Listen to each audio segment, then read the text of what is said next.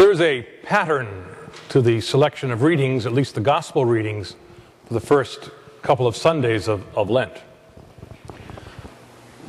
On the first Sunday last week, we heard one of the temptation scenes. Jesus led out into a desert where he is tempted by the devil.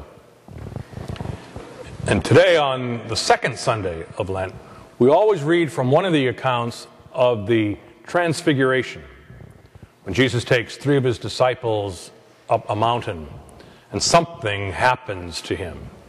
He's transfigured or changed. His clothes begin to sparkle, and he's seen conversing with 2 major figures in Jewish history, Moses and Elijah. So we go from the desert to the mountaintop.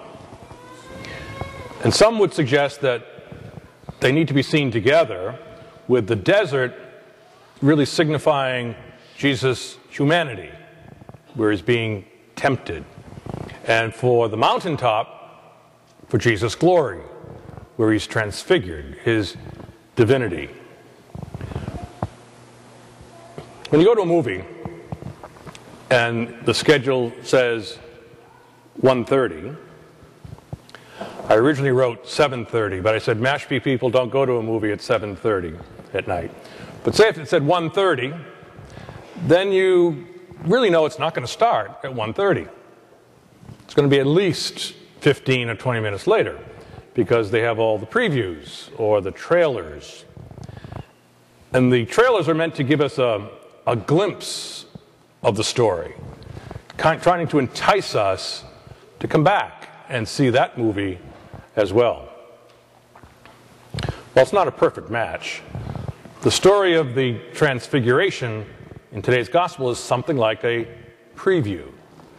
It tells how some of the disciples got a glimpse of the glory of God that was present in Jesus, but that was only really a foreshadowing of the glory still to come.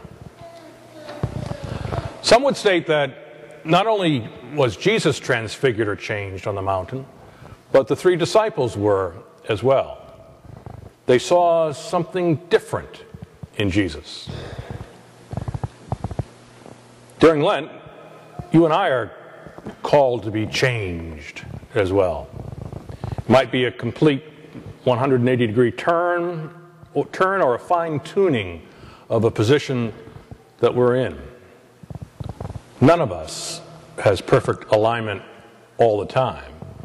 Lent can speak to everyone here.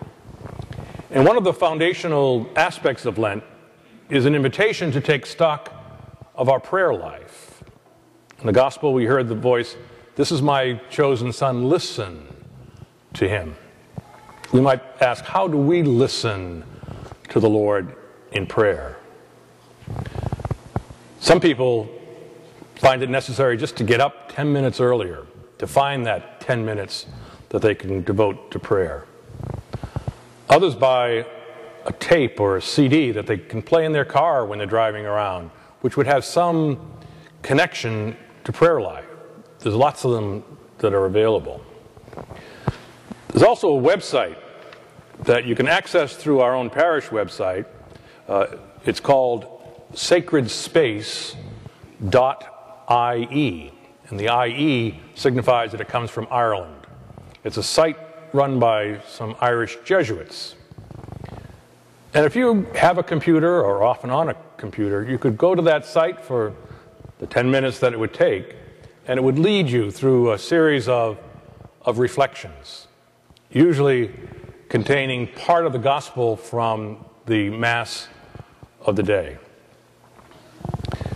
It must be doing something right, because I've read that over 500,000 people visited that site in 2009. That comes down to 600 visits every hour. So it's meeting a need that people have for a guided prayer, if you will.